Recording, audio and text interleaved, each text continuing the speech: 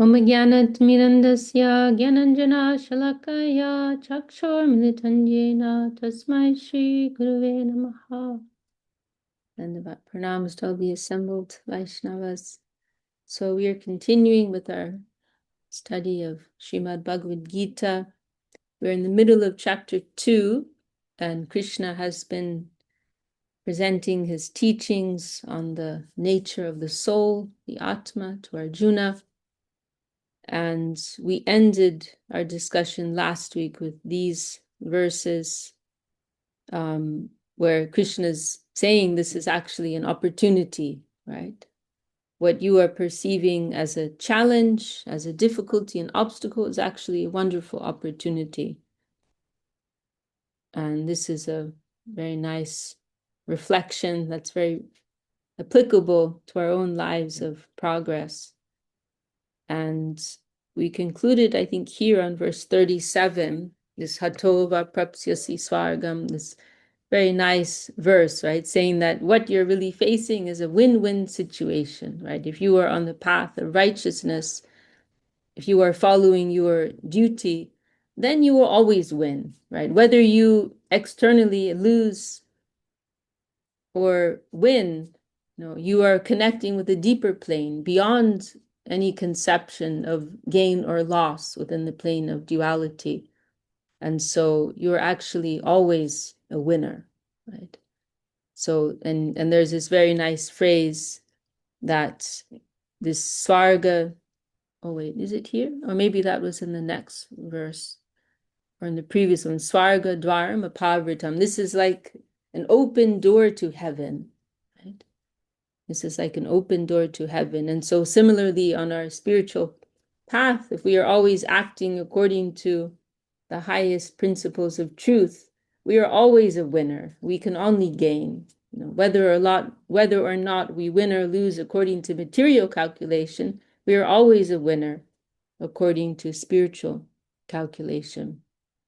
And so Krishna has made this very wonderful point here.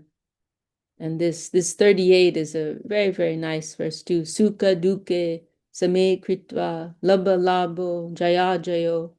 In whether, you are facing happiness, sadness, gain or loss, victory or defeat, you should consider that all the same, right? It's all within the material plane of duality, superficial plane.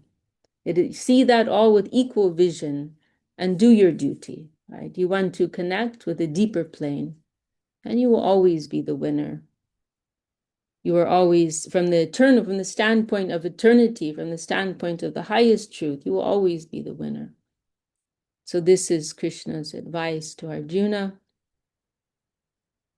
And this is also, I think I mentioned recently, right? There are different definitions given for yoga, what yoga means, and the term is used in different ways. But this is one definition of yoga that's given in Bhagavad-GÍTA, this ability to be able to maintain this state of equanimity, maintain this steady vision in the midst of all the changes, right? In the midst of all the twists and turns that life presents us, to be able to maintain this equal, steady vision, right? And to face everything with that perspective, from the stable, connected to a more stable plane. So this is very helpful advice for us. And so we've come here to verse 39. Welcome, Kimberly, who's just joined us. And we'll go back to our recording of Srila Govinda Maharaj here. Sukha-dukhe samaye kritva labha-labho jaya-jayo tato yuddhaya yujjasya naivang papamavapsyasi esha te bhidha sankhe buddhir yogettimang shrinu buddhya yukto jaya patha karma bandhang prahasyasi. Okay, so this verse we went through, the Sukha Dukkhe Same Kritva. This verse 39, this is also an interesting verse. I have revealed to you this knowledge, buddhi of the soul, let me just move here. Now hear from me how to act in this knowledge, bhakti yoga, through which you will be able to free yourself from the bondage of action. So, welcome Nanda Krishna Prabhu, who's just joined us. So this is quite an interesting concept, which is a little difficult to understand. But if we can kind of get to grips with it a little bit, it gives a very helpful perspective on Bhagavad Gita as a whole. And actually, maybe we can read that at some point in this study. In Revealed Truth, there's one chapter where Srila Govinda Maharaj is discussing this concept of Buddha Yoga, and also Srila Gurudev gives a very nice overview of Bhagavad Gita as a whole. Yeah, that chapter is actually very, very helpful. It's very nice. We can go through that at some point. So this concept, this is something that's indicated in Bhagavad Gita, and Bhaktivinoda Thakur has discussed it also. And we'll also read this commentary. This is directly from Bhaktivinoda Thakur. And it gives this very nice perspective that, we generally think of Bhagavad Gita as discussing different yogas, right? There's karma yoga, there's jnana yoga, there's dhyana yoga, and ultimately bhakti yoga. But we can also see it from a different perspective, that there's actually one yoga that is being discussed in Gita, and that can be referred to as Buddhi yoga. Buddhi, here it is translated as wisdom, right? Or knowledge. And so it can be considered that there's actually this one yoga that's being discussed. And it's simply that there are different stages of that yoga. And at one level of development of that Buddhi yoga, it may be referred to as karma. At another stage of development, it may be referred to as jnana. At another stage, jnana, and another, and complete Buddhi yoga, fully expressed Buddhi yoga, that is bhakti yoga. That is the peak of Buddhi yoga. So you could say these different yogas are marking different stages of evolution in knowledge or consciousness. So it's kind of a way of seeing Bhagavad Gita in a more cohesive way. And then and some of you may have seen Srila Sridhar Maharaj, he gives this, there's one place where Srila Sridhar Maharaj is discussing this point. There's a video recording of it. And he actually states there, Srila Sridhar Maharaj states there, that Buddhi yoga, like complete Buddhi yoga, is actually higher than bhakti yoga. And he says that bhakti yoga, that technically speaking, bhakti yoga is referring to specific practices that we follow on the path of devotion, right? There are the 9 practices of devotion. And so it's referring more, in a sense, to things that you are doing, right, according to the advices of the scriptures. But then Buddhi yoga actually refers to something broader, refers more to an internal evolution in devotion to the Lord. It's closer to a state of like full consciousness, full devotion for Krishna. And so he says Buddhi yoga is actually more, it is actually higher than bhakti yoga. So it's quite an interesting angle on things. And like this term bhakti yoga, right?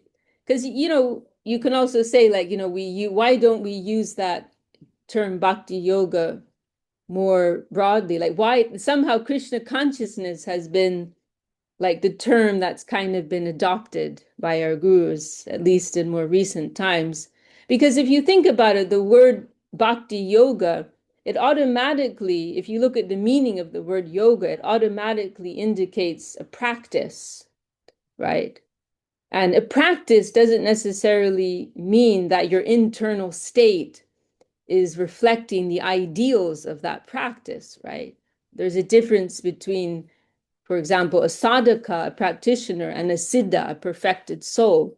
And so the term Krishna consciousness is actually more, encompassing what it is that we're striving for. Ultimately, we're striving for not just a practice or perfectly practicing certain things, but we're striving for this wholesale transformation of consciousness, right, in devotion for the Lord. And so when you say the term bhakti yoga, it automatically indicates like a stage where you're in the stage of practice, and not necessarily in a state of realization. I hope that's made sense. But anyway, so buddhi yoga, this is a term that's being used here.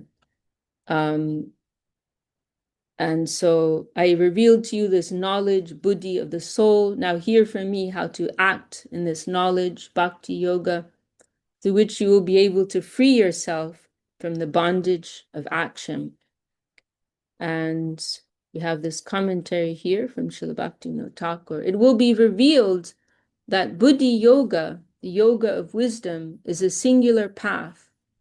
When buddhi yoga is seen to be limited by the ideal of action, it is known as karma yoga. When it extends beyond action up to the peak of knowledge, it is known as jnana yoga or sankhya yoga. And when, transcending the limitations of both action and knowledge, it touches bhakti or devotion, it is then known as bhakti yoga, or perfectly pure and complete buddhi yoga. And so this is an excerpt from the writings of Srila Bhaktivinoda Thakur. Okay, so we can go on, and this verse 40 is quite a key verse that has been emphasized by our gurus. Let's go back to our recording. Neha विक्रमणा स्वस्ति प्रत्यवायो न विद्यते स्वल्पमप्यस्य धर्मस्य त्रायते महतो भयात्. I'm going to pause here because this is quite an important verse in Bhagavad-gītā. On this path, there can be no loss and no harm. The slightest practice of such a spiritual ideal saves one from the greatest fear. So this is quite an important principle, right? And it's very encouraging. It's a very encouraging point that's given here in Gita, that anything that we gain in devotion, it will always remain with us. It will never be lost. And I like one way that Srila Govinda Maharaj explained this, that he said, whatever we gain in the eternal, whatever we gain in connection with eternity, whatever we do in connection with eternity will have an eternal result, right? We will not lose it. It's not a part of the temporary flow of loss and gain that we are acquainted with in this world, but it is a wealth of an eternal nature. And so if we gain it, we will never lose it. So it is very encouraging, right?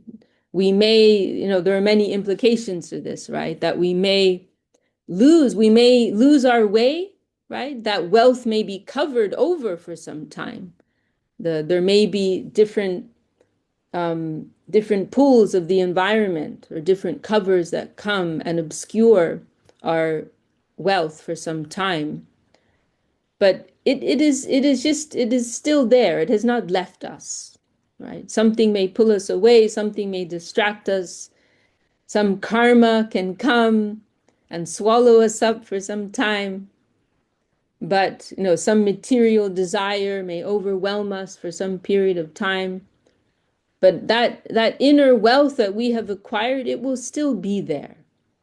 It is like the analogy is given sometimes of gold that becomes gold that falls into the gutter.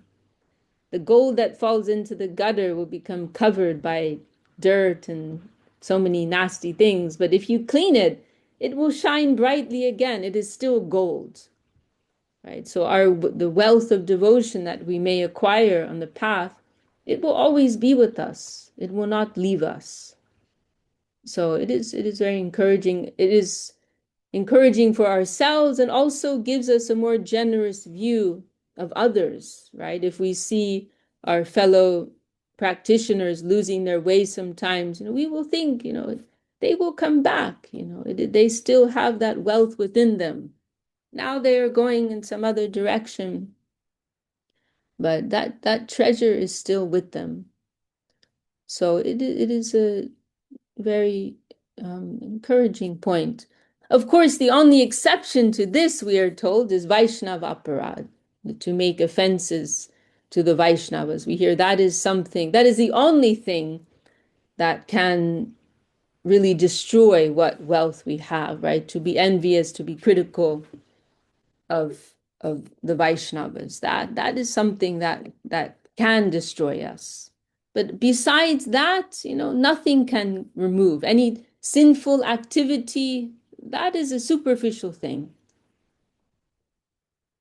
That cannot affect our wealth of devotion.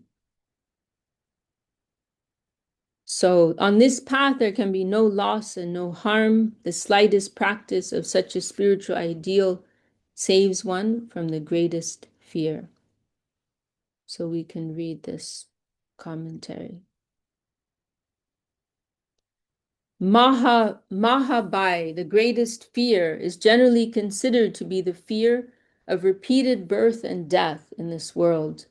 But Mahabhai also refers to Sayujya Mukti, the liberation of merging into the impersonal, non-differentiated consciousness of Brahmalok, Viraja, or a kind of impersonal samadhi. So, generally in the Vedic discourse, this term Mahabhai, the, great fear, it is referring to that whole cycle of samsara, right? Birth and death and the karmic bondage. But from the devotion and like the general, more widely, what you'll find in the Vedic discourse is that, we want to become free from this bondage, from this Mahabhai. We want to be free from this cycle of birth and death, and moksha, right? Liberation is something that's widely celebrated, right? And it's included, right, in the four goals of human existence, right? Dharma, artha, kama, and moksha, right? The duty, sense pleasure, wealth, and the fourth is moksha, the final thing that generally persons are striving for. They want liberation. But from the devotional perspective, that ideal of liberation is just as bad, if not worse, than the entanglement of this world, right? They're like two sides of the same coin. Renunciation and exploitation and renunciation, as Srila ＳRÍMAD discusses in this framework. But they're really just two sides of the same coin, because they're both disconnected from our true nature as loving servitors. They're both disconnected from the mood of dedication, wholesome, to be situated wholesomely and happily in the service of the Lord, right? And so that from the Vaishnava perspective, from the devotional perspective, Mahabhai, the great fear, also includes the concept of liberation, right?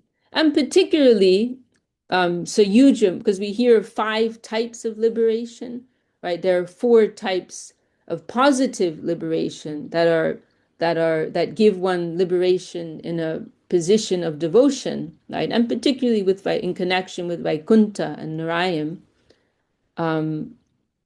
But then there's a 5th type, which is more specifically what's being referred to here, Sayujya Mukti. And that means liberation. It's an impersonal liberation of merging into the Lord's existence. So that is just as fearful, like a type of spiritual suicide, right? Because when you enter that stage of merging into this plane of non-differentiated consciousness, there's no possibility of service to the Lord. There's no possibility of awakening our devotional relationship with the Lord. So these are the 2 great fears, right? And simply put, the plane of exploitation and the plane of renunciation. So Renunciation alone leads to Sayujya Mukti, the cessation of birth and death, but not to a life in the positive plane. It takes one to a permanent burial in Brahmalok. The demon of Mukti will devour one wholesale, and therefore it is even more dangerous than this ordinary life of action and reaction.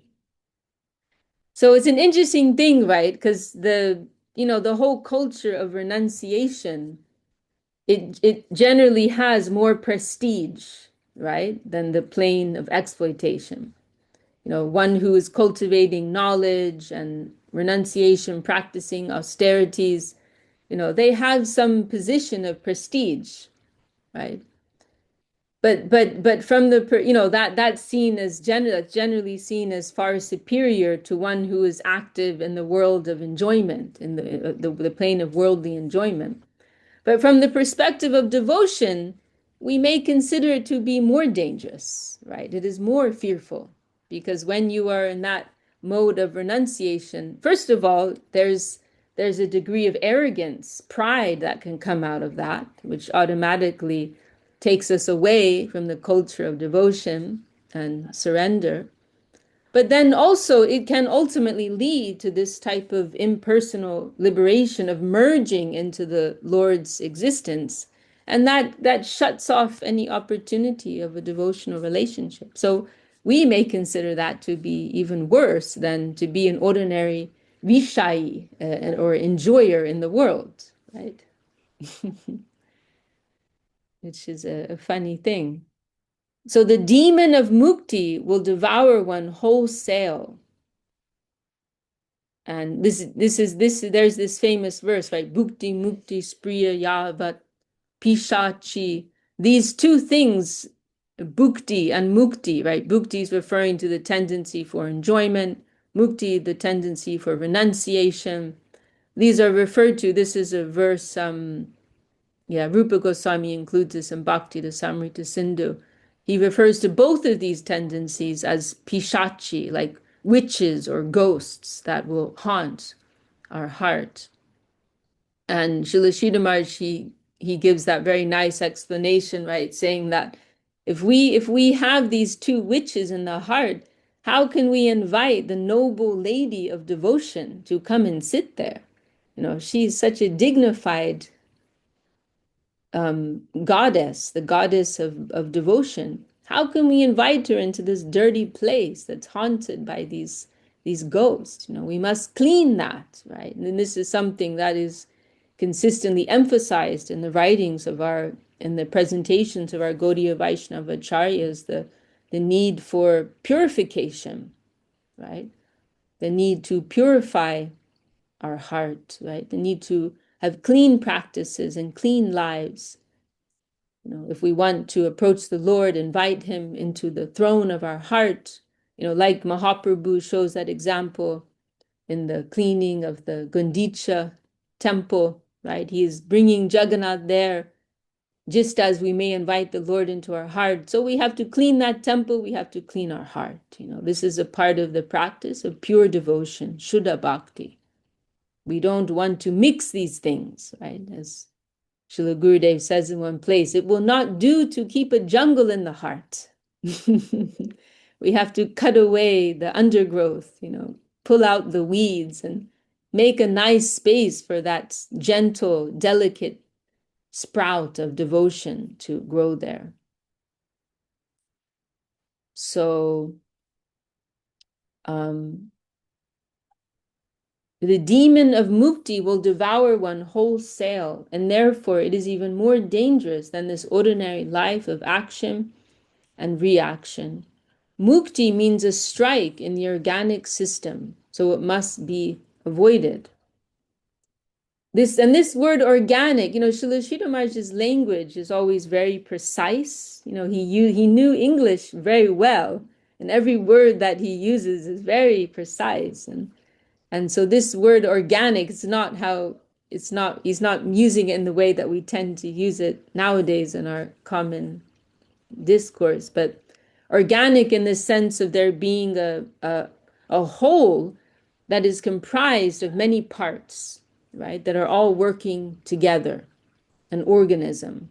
And so, like the human body is an organism, it is a living entity that is comprised of different parts, which are all working together harmoniously, right? So in the body, you have the liver, the lungs, the heart, the lymphatic system, the circulatory system, and so on and so forth. There's the stomach.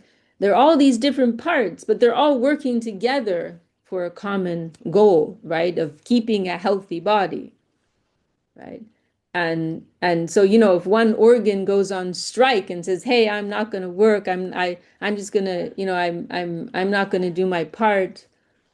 I'm just opting out of this one," you know, then there will be disease, right?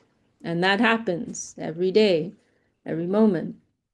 And then similarly, if there's an organ that says, "Hey, I deserve more, I'm going to collect more nutrients and more blood and so on for myself," then that's also a problem, right? That's exploitation.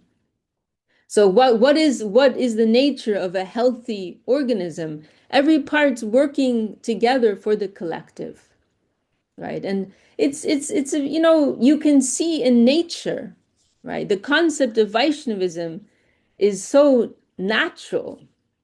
It's not just another ism, it's not just another idea on the board, but Vaishnavism is actually reflecting the nature of reality proper. And we can see in the environment around us, in the way that ecosystems work, and the way that our bodies work, we see that this is the only thing that makes sense, and this is the only thing that is helpful and wholesome for everyone. Right. And so similarly, we are individual parts that are part of a greater whole. Right. And when we overemphasize our own position and put ourselves in the center, there's problems, as there are. Right. But when we recognize a common center, that is Krishna, the interest of Sri Krishna, and we are all working collectively towards that, there's automatic harmony and there's automatic bounty. They're for everyone, right? There's more than enough for everyone. So this mukti, this is a strike, this is unhealthy and unnatural. Bhukti is also unhealthy and unnatural. So the spirit of bhakti is literally the only thing that works and the only thing that makes sense. You know? Mukti means a strike in the organic system, so it must be avoided. For example, to either ignore duties in a factory or to declare a strike by cessation of duties are both abnormal. Bhukti, exploitation, and mukti, renunciation, are both fearsome ghosts. Therefore, here, Mahabhai means the great apprehension of falling prey to both the ghost of exploitation leading to birth and death, as well as the ghost of committing suicide by merging into the impersonalism of incarceration and Brahmaloka. Fear of both Bhoga Bhumi, the land of exploitation, and Tyaga Bhumi, the plain of renunciation. It is stated in the Bhakti Rasamrita Sindhu, Bhukti Mukti Spriya Javat Pishachi Hridivartate Tavad Bhakti Sukhasyatra Katam Abhyudayo Bhavat. The ecstasy of devotion to Krishna will never appear in a heart that is haunted by the ghosts of exploitation and renunciation.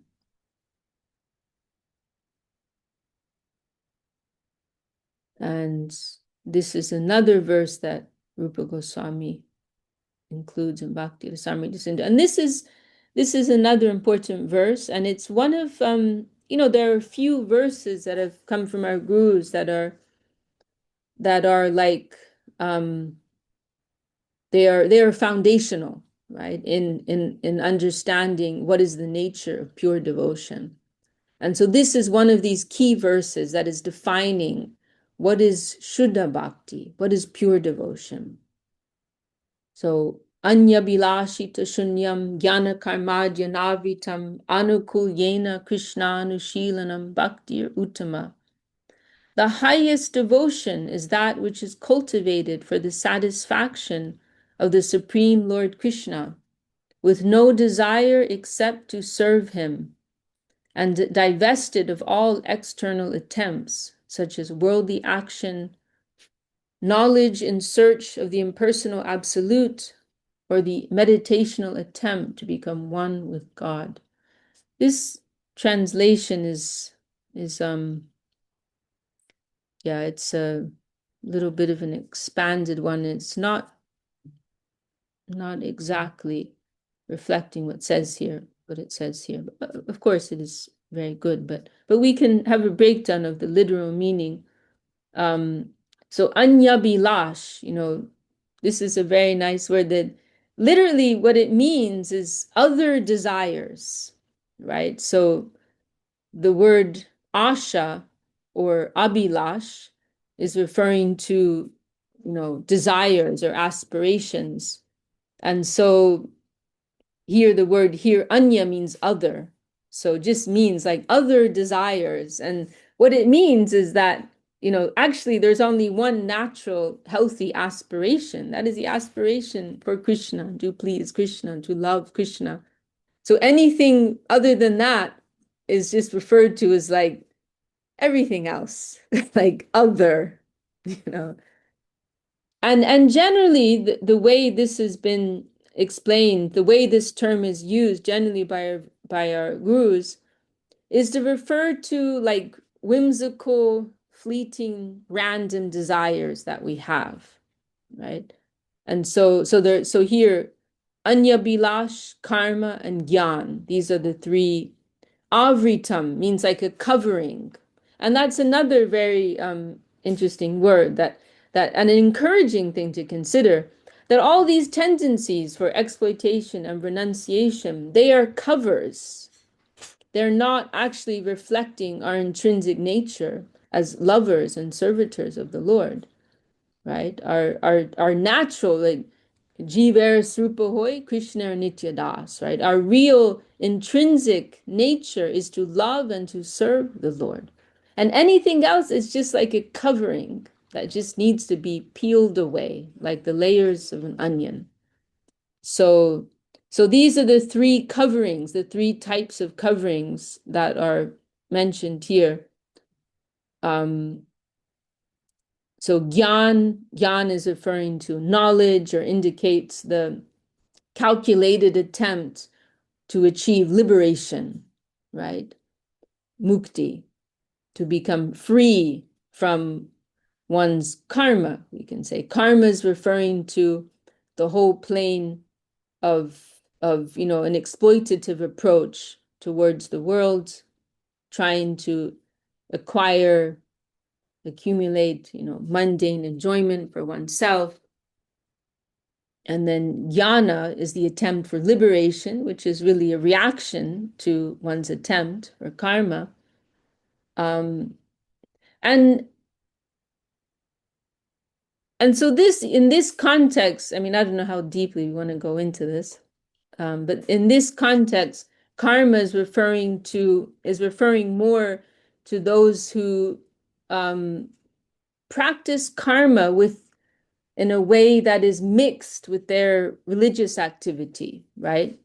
So they are, like in the scriptures, there's that whole section known as karma kanda, right? That's referring to those, and it's for those who are using their religious activity in a way to elevate their material life, right? So there's a mix of the spiritual and material, you could say. But then this anya bilash is referring to just, and this is sometimes I think of like this karma as referring to more of what you might find in India, and then this anya bilash is more what you'll find in the West, right? Just randomly wanting to do whatever the heck you want, having a really good time, and there's no consciousness of any spiritual connection, the extreme end of that spectrum being like hedonism, right? Just trying to enjoy as much as you can, and there's no thought of any spiritual consideration. So yeah, it's generally we'll just in our writings we just talk about karma and gyan, but then this anya bilash is kind of going a bit more specific, right? So anyway, we don't need to go too much into all that. So this verse is saying these three things, these are just covers. They're just coverings over the soul. And so what is bhaktir uttama? What is the highest type of devotion? It is devotion that is free from any of these tendencies, right? Because generally, we may have some degree of bhakti, some degree of devotion, but then it's mixed with these tendencies, right? The Anya Bilash, I'm going to do a Netflix binge after the Sunday program. The Jnana approach that, I'm going to do the Sunday program hoping that it increases my chances for liberation. And then the karma that, I'm going to do the Sunday program and hope it gets me some good credits and I can get a better job, to give some very simple analogy. So the highest type of devotion, it's free from these coverings. It's just pure. I'm doing the Sunday program because I want to love Krishna more, and I want to become closer to my guru and to the Vaishnavas. I want to serve them and I want to love them. So the highest type of devotion is free from these three tendencies, and anukulyena Krishnanushilanam. It is cultivated in a way that is favorable to Krishna. So it is not just free from these impurities, but it's consciously being done with that thought in mind. How is this pleasing to Krishna? Right? How can I do this in such a way that will make the Lord happy, that will make the Vaishnavas happy, that will make my Guru happy? Right? It's being consciously done in that way, right?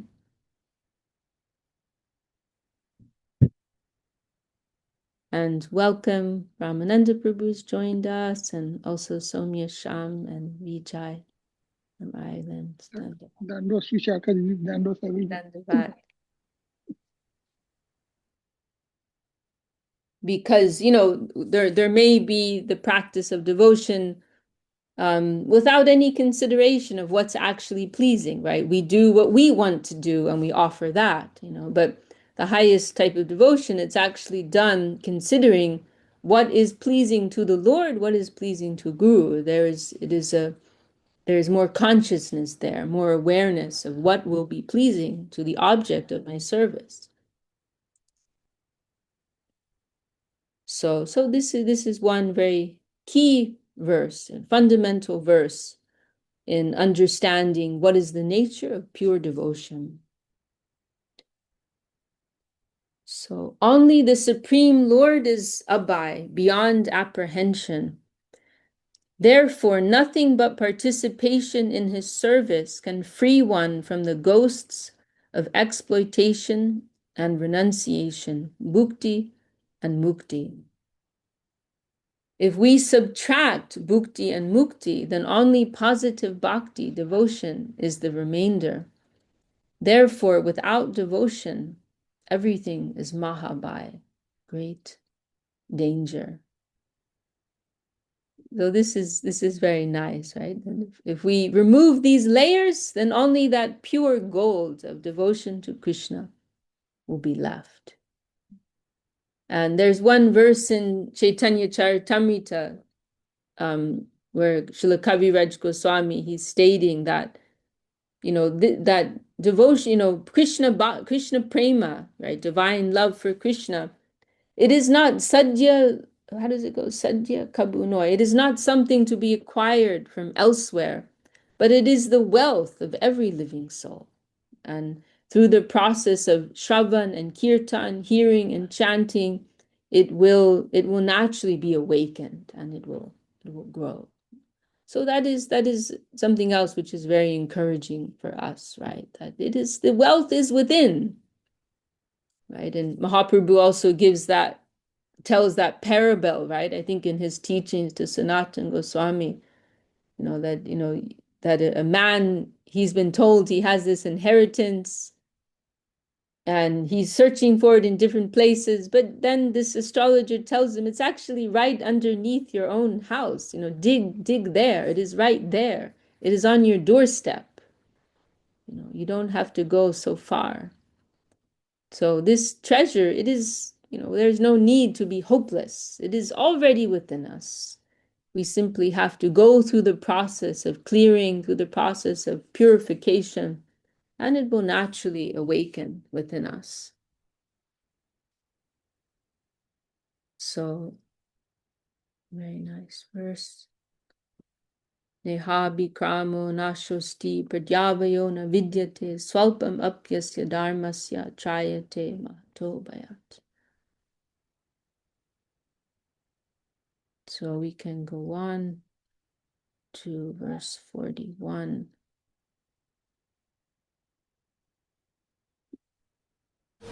व्यवसायात्मिका बुद्धि इरेके ह गुरुनंदन बहु शाखाच्छरन्ताश्च बुद्धयो व्यवसायिनाम्. This is another, chapter 2 is just full of so many important verses. And this 41 is also a really key verse. And one thing that I always like to remember about this verse is that we hear this verse acted as an epiphany for Srila Bhaktivedanta Swami Maharaj Prabhupada, and it was a part of his inspiration in going to the West and beginning his preaching in the West. In particular, and unfortunately I don't have it with me right now. I wrote it out. It's in my copy of Bhagavad-GÍTÁ. I can have it for next time, but it's a shame I don't have it with me. But Srila Vishwanath Chakravarti Thakur, he's the great renowned Vaishnava scholar who's written many important commentaries on the scriptures. He wrote a commentary on this verse, which was deeply inspiring to Srila Swami Maharaj Prabhupada. I bet we can actually find it. Let's see, BG 241, Vishwanath. Oh, I'm in Japanese. I bought this this is a new laptop I got secondhand in Osaka. Right. So it has a Japanese keyboard. Okay, BG 241, Vishwanath Chakravarti commentary. Let's see if it comes up here.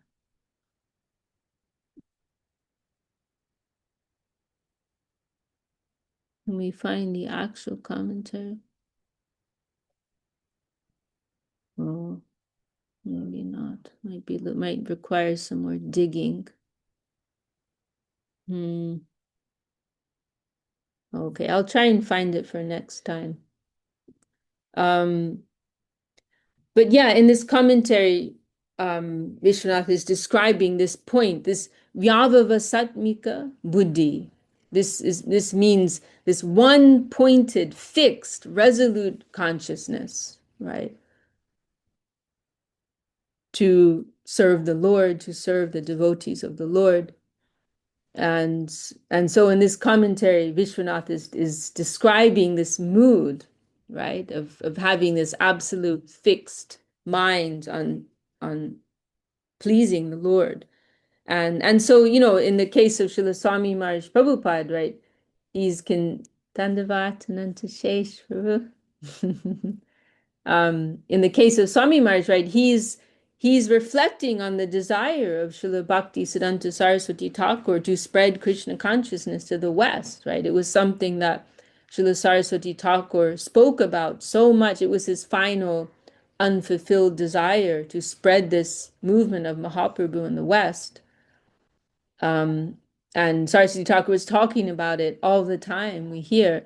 And yet it was not, that wish was not fulfilled. Srila Saraswati Thakur was unable to fulfill that wish himself, and his disciples were so far unable to fulfill that wish. And so, Swami Maharaj Prabhupada is considering this and reading this verse, and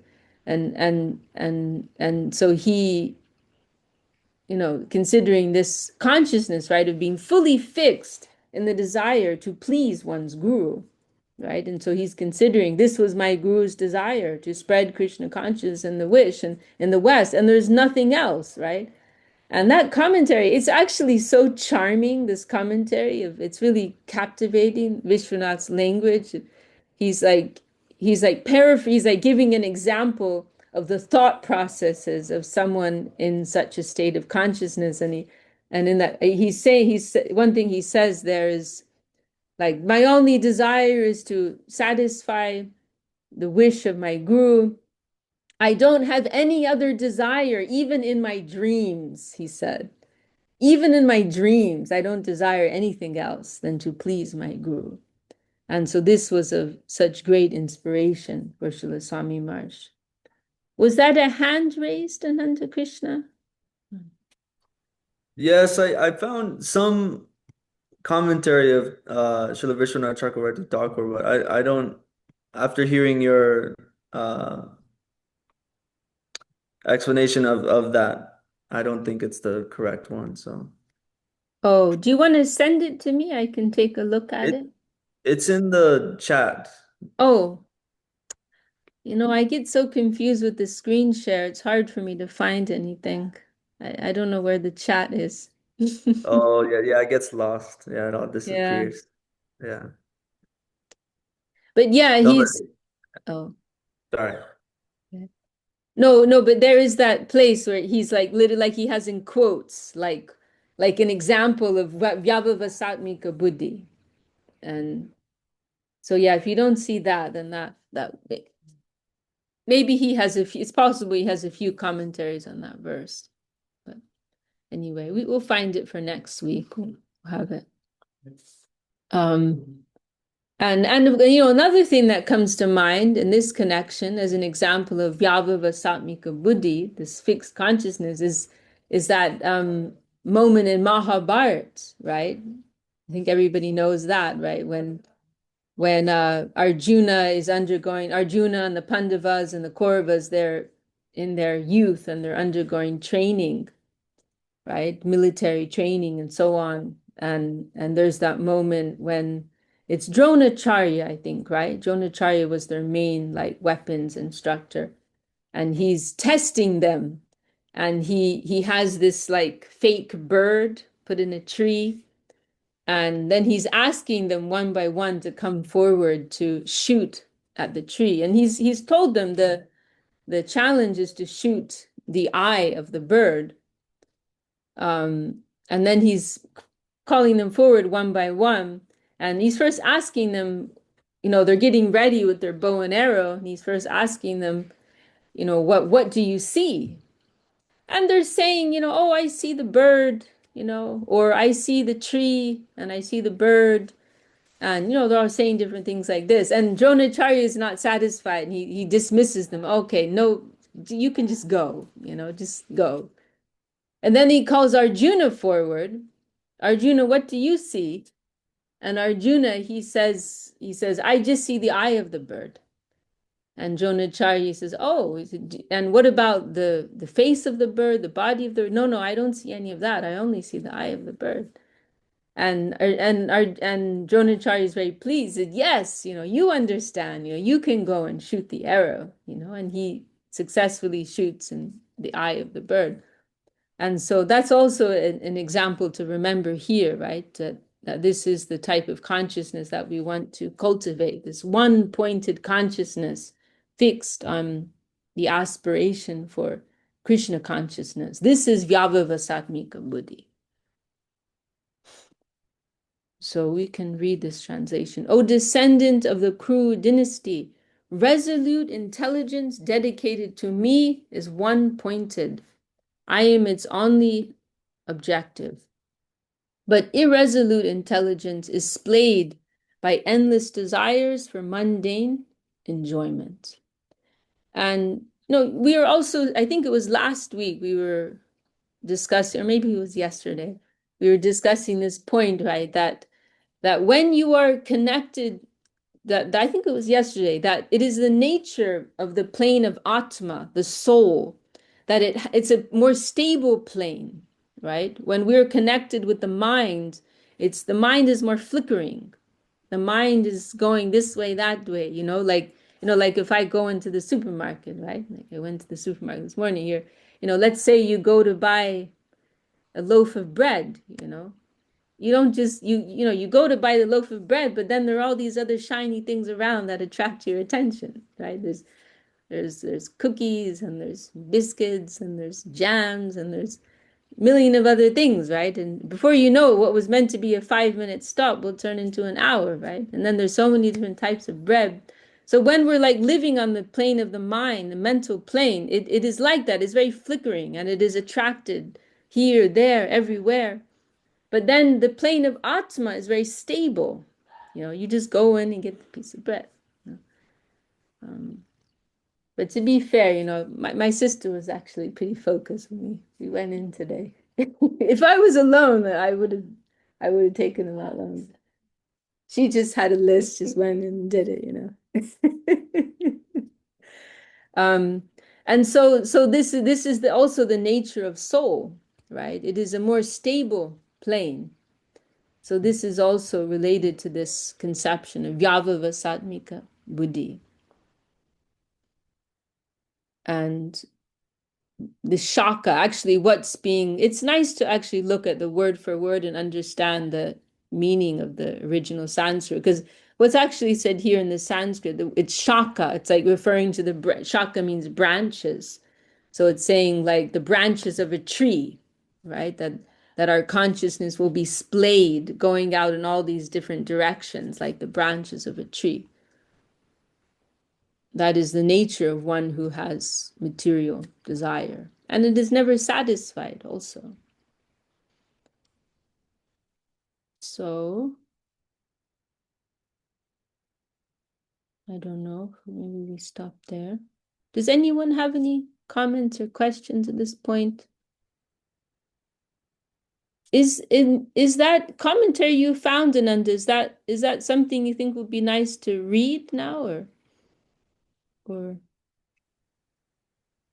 I just asked ChatGPT. I don't know how accurate it is, oh, so okay, maybe better not. okay. Yeah, Yeah, better not. ChatGPT, you have to like check the credentials, when it comes to chat. Yeah, we know the references. Yeah, Yeah. yeah. Tungarasa had a question. She Oh, okay. Yeah, I commented. can't see the chat box. I'm so sorry. She commented, "We are told that activities in the practice of Krishna consciousness can be either karma or service, depending on our consciousness. But if Mm. Krishna consciousness is our goal and not our present consciousness, then how can we have even the slightest connection to the service world?" I wish I could see that. Could you copy that into WhatsApp? Sorry. Yeah, I'll send that to you. Yeah, I don't know how to see the chat box.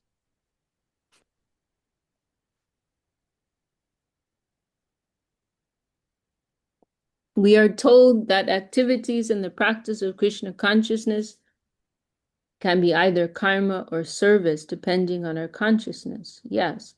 But if Krishna consciousness is our goal and not our present consciousness, then how can we have even the slightest connection to the service world? Yes, it's a very good question. Well, I think the main point is that we have connection, right? We have connection. That's one thing Srila Govinda Maharaj used to say, we must be connected with the proper channel, right? And so, there's a current of mercy, right? There's a current of grace, and that is highly transformative. And so if we are connected to that current, right, through the link of our Guru and the Vaishnavas, then our devotional activity, it has some potency, right? And yes, our activity is mixed with our own material consciousness, a material desire, but we also have a spirit of sincerity, right? We have an awareness of our condition, and we are humbly approaching these practices. And by doing so, we are inviting divine grace, right? And we can also say here that the principle of Sharanagati saves us, right? The spirit of Sharanagati saves us. That yes, as I am, in my fallen condition, I am coming forward and I am making my offerings, and I am aware that my offerings are not pure. I'm aware that my consciousness is not pure. But at the same time, I have nowhere else. I have nothing else, and I'm approaching you in the hope that you can improve my condition. You can help me. You will accept me, and I can gradually come closer to you, right? We are depending on mercy. Ultimately, we're trying to attract mercy. We are trying to attract grace. It is not that our activities themselves will purify us, but it is the fact that through our activities, we are inviting the mercy of the Lord, right? We are showing our sincerity. And through that link, right, through that connection, then this transformation will gradually take place. What we're actually doing in our devotional activities is we're calling out to the Lord and saying, please look at me. Please give me some attention. Please help me. I'm serious about this. Please help me. I cannot do this on my own. I cannot actually clean my heart on my own, but you can do that, Lord. You can do that, Gurudev. So please kindly give your grace to me. And it is that mercy that will purify us. But yes, it is a tricky thing, and it can be tricky to understand, right? Because sometimes we hear this point mentioned in connection with chanting the holy name, right? That we're not able to chant, right? That we hear that we will get everything through chanting, but then at the same time, we also hear that we're not able to chant because we're in material consciousness. We have a material tongue. How can we vibrate that divine vibration of the pure holy name of Shuddha Nam, right? We cannot. And so the explanation is given, right? And there's that line, Nama Parada. I think Jiva Goswami points this out. Nama Parada Yuktanam, saying that, yes, you are chanting Nama Parad. It is offensive chanting, but go on chanting, right? And that sincere attempt will help you. That sincere attempt will attract the mercy of the Lord. And he will personally purify us, and he will graciously reveal that pure name to us. So it is a gradual process, and it depends that on our sincerity, right? Because yes, we are full of all of these impurities, impure tendencies, but behind all of that, there will be that spark of self-awareness and sincerity that, oh, such is my condition, right? Such is my condition. And oh Lord, please help me. And so that mood, that is very powerful, and that will attract the Lord's kindness and attract the Lord's grace upon us, and that will gradually purify us.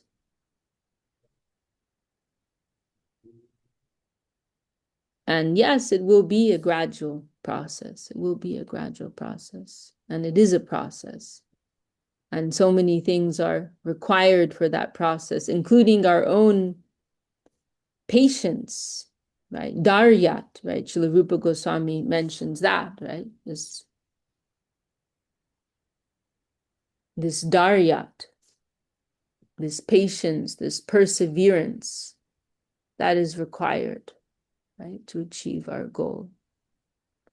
It is a long process. And we also hear, Srila Gurudev, he liked to give that analogy that nyai, logic, Shata Patra Veda nyai, the logic of a needle passing through 100 leaves, that from one perspective you will say that it happened instantly, right? Just, because we hear statements like that one who chants once the name of Nitai Gauranga, they will immediately get Krishna prema, right? We hear these kinds of statements, right? And so, so Srila Gurudev, he said, he asked Srila Sridhar Maharaj about that once, how can we understand these kinds of statements? And this was Srila Sridhar Maharaj's explanation, right? That when you put that needle through the bunch of leaves, from one perspective, you can say, oh, it is instantly happens. But if you really examine more closely, you'll say, oh, actually, there's some milliseconds, right? There's actually some time that it takes for the needle to pass through each leaf, right? And so in the same way, when we've come to the shelter of Guru and Gauranga, and we are sincerely following the practice, then we can, from one perspective, we can say, oh, they're already there, Like Guru Srila Govinda Maharaj, there was that occasion in Russia where he said to everyone, you are all already liberated. He said, anyone who has come to Guru Maharaj's shelter, they're already liberated. And then everyone's like, what? And then Gurudev said, I know you're all doing some nonsense. I know, I know you're all doing some nonsense. And he said, but that is nothing for Guru Maharaj. That is nothing for Guru Maharaj. And it is just a matter of time. Right? And so we will think like that, we have come. Sorry, what's that? Did someone say something? Oh. Oh, you didn't know you were unmuted. No, I just. And Jagannath Priya, he was just heading out. I was just saying, see you later. Okay. So we can think like that, right? We've come to the real shelter. We have the grace of our divine guardians. It is not by our own power that we will overcome our material tendencies. It is not by our own power that we will one day, awaken in Krishna prema, but it is by that line of grace, right? It is by that grace. And also the fact, as we mentioned earlier, that it is within us, right? That wealth is already, you can say, in an embryo state or in a seed state, it is within us already, right? And so through the connection of mercy and grace of the Vaishnava, the Lord, what is already within us, it will become awakened and it will grow. It is our own wealth, right? And as we were discussing in that verse, right, it is just a matter of these coverings being cleared. So we must be hopeful. They can do anything, right? Mukam karoti vachalam pangum langayate girim yatkipatam hambande. Yatkipatam hambande. Shri Guru Dinatarnam. How is it, Prabhu? Shri Guru Dinatarnam. There are two words. That by the grace of, thank you, Prabhu, by the grace of Guru, the lame person, a crippled person can cross a mountain, and a mute person can become a great poet, right? So, or can speak. So the impossible becomes possible. We can also think like that by the connection of Sri Guru. And our duty is to continue, right? To try to continue day by day, which is also not a small thing. Is that helpful, Tungarasa?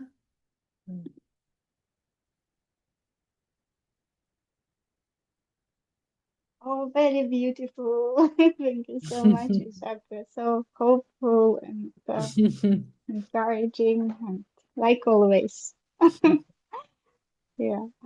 You know, there was one nice recording I came across once, and Janardhan Maharaj was asking the same question to Gurudev, you know, Okay. and specifically about the chanting of the holy name, you know, that we hear that chanting one name can purify us of everything, but we cannot chant that one name, you know, so, you know, like, you know, what's the solution, right?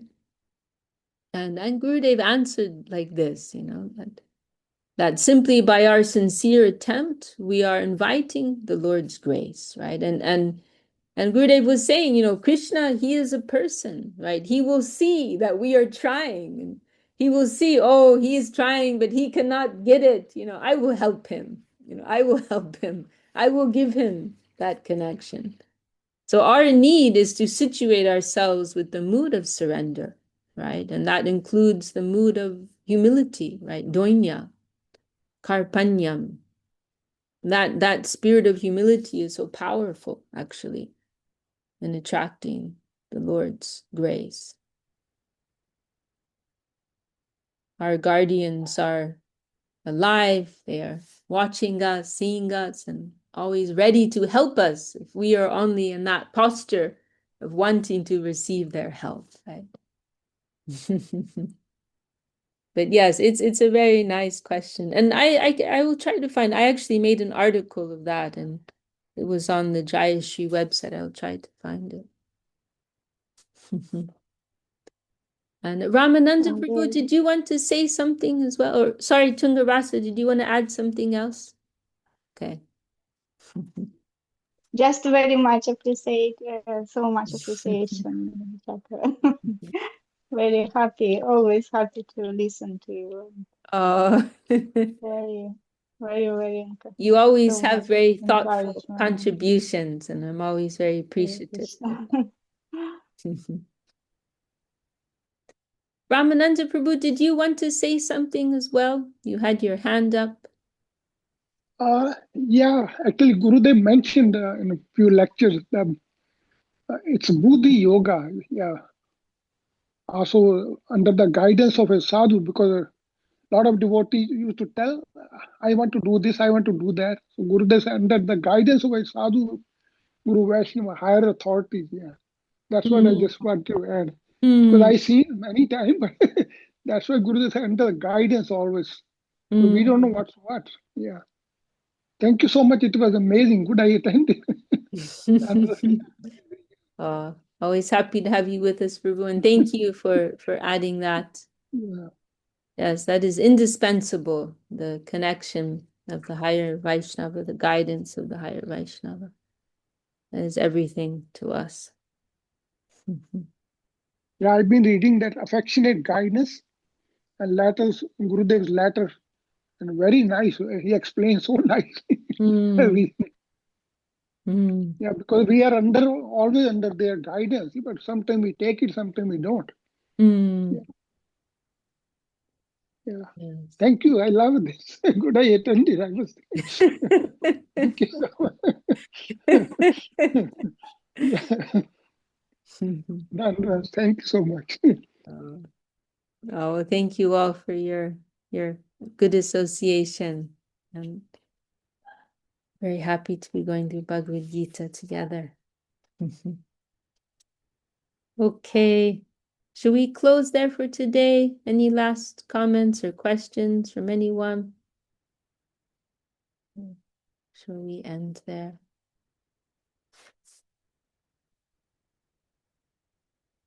Okay, we'll close there. And also just, or we can stop our recording. Also just to mention about tomorrow, I think we'll have to have our meeting 1 hour later, because we're going to be going to the temple and we might come back. It's a long drive, so 1 hour. Does that work for everyone? 1 hour later, so it'll be 11 California and 7 UK time, Greenwich Mean Time. So okay, cool. So we'll do that. Yeah. That's fine. Okay. On our side, yes. Oh, that'll be later for you, Tungarasa. That'll be No problem. That's fine. okay. That's Okay, yes. Okay. Yeah, just for next week. I mean, sorry, just for tomorrow. Yeah. Okay. All right. Jai Shri Bhakti Sundar Govinda Dev Goswami Maharaj ki Jai. Shri Bhakti Rakshak Sridhar Dev Goswami Maharaj ki Jai. Srimad Bhagavad-GÍTÁ ki Jai. All the assembled Vaishnavas ki Jai. Soumya Sham Prabhu ki Jai. Nice to have you with us. Ki Jai. All the Vaishnavas ki Jai. Hari Bol. Okay, see you all. See you all next time. Dandavat. धन्यवाद सुधाकर जी, धन्यवाद। जय Dandavat.